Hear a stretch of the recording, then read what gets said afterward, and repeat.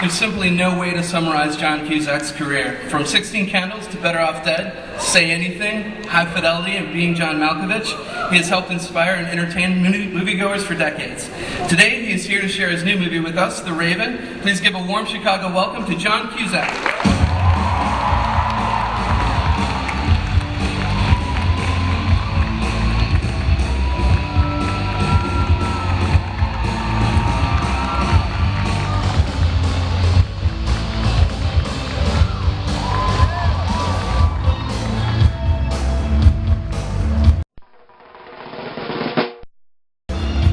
What's going on? How you guys doing? Happy Sunday. Yeah. And socks.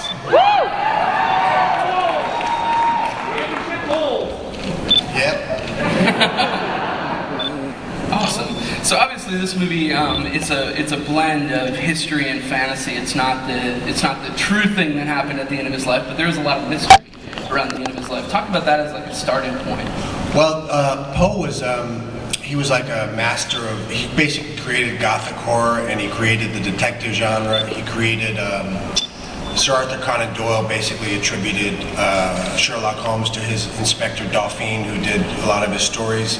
He also wrote stories like futuristic science fiction stories that influenced Jules Verne.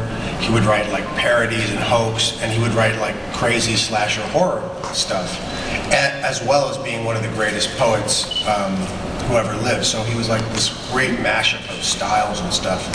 So he also had a really tragic life, so no one knows what happened in the last 4 or 5 days of his life. It was always a mystery. So the conceit of the film is that